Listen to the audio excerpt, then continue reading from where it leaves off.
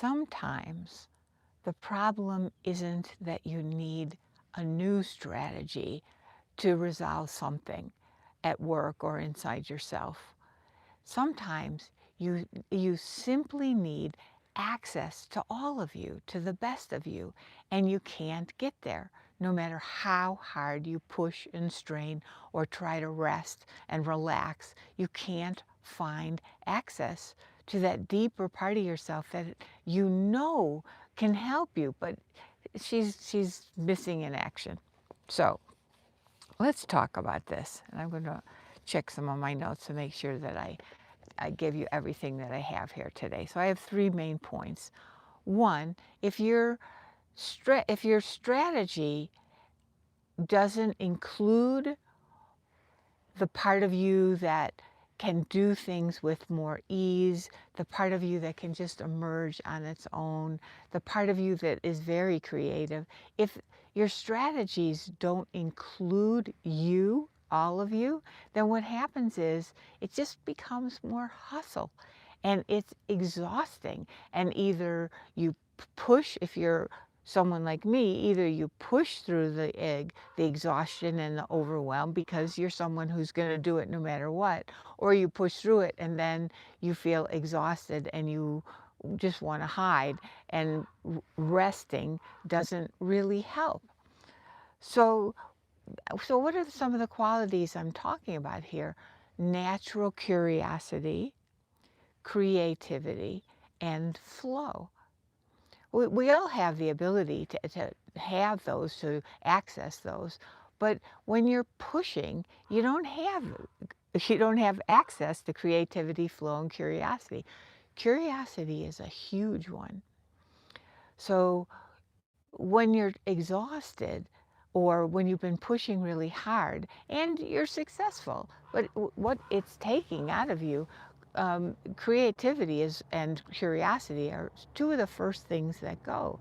And what is your life without feeling curious about what's right in front of you and how to solve this problem better, how to help this client do things their way, how to really listen, how to find out how you can connect with that person, really, really, really connect with that person, and something wonderful can come out of it for both of you. That that includes curiosity and that includes creativity at the least. But when you're really tired and pushing and hustling, you can't get there. So this is part of what I mean by access to your real self. And because we don't we don't really know that, we don't really experience that some of this, a lot of it often, is there are patterns inside of us that we keep repeating over and over and over again. And those are the ones that take us away from ourselves and into someone who's a doer and a pusher and an achiever, but at what cost? And does it really have to be that way? I'm not saying don't engage your whole self in a project or in your work, in your business. That feels wonderful, right? When you do it without pushing so hard that what's coming out of you is just hustle. I know you know what I'm talking about.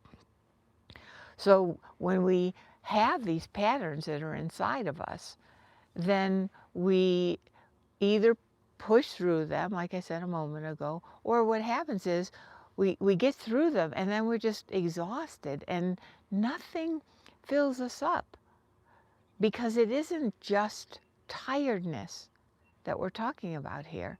It's something much more. It's this using up of the resources aren't accessible to us, our own deep resources of self. And so we're scrambling around trying to find some way inside of us to get through a dilemma, an obstruction, a problem. And yeah, we get through it, but we're using like the surface parts of ourselves. Again, That's why there's no flow, no creativity, or very little, and very, very little curiosity. Curiosity often leaves right away. And especially when the mind is thinking quickly. So when the mind thinks quickly, and you're very good at this, solving problems, 1, 2, 3, 4, and you get it done, but who wants to be like that? Right? Who wants to live your life like that? Yeah, it's great to get things done quickly, but two things. One is that you're missing deeper thought, which maybe would have solved the problem with more finesse, with more pleasure, with more joy, maybe with taking into account more of some other concerns of other people and of yourself, of your future self, of your current self. And it's it's just, it doesn't access the best parts of you when you're just like, yeah, move on, move on, move on.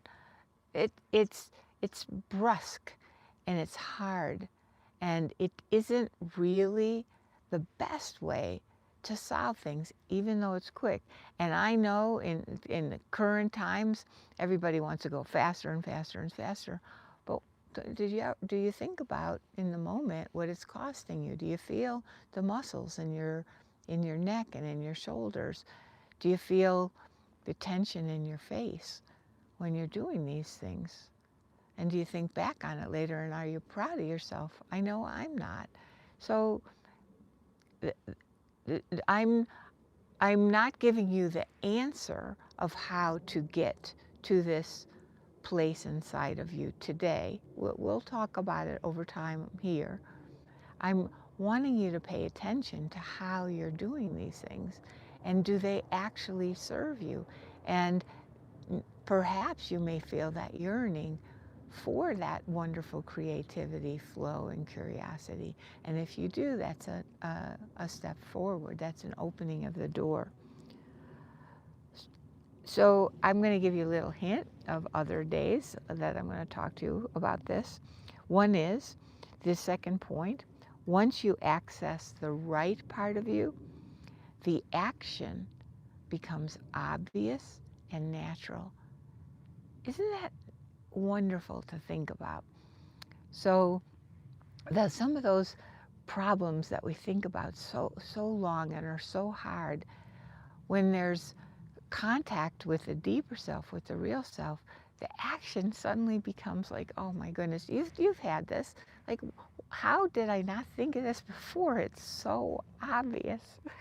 And the third, and I think the most important point, is that real transformation doesn't always look like what you expect. So I'm going to talk about those in future YouTube lives, and I will see you there. Thanks.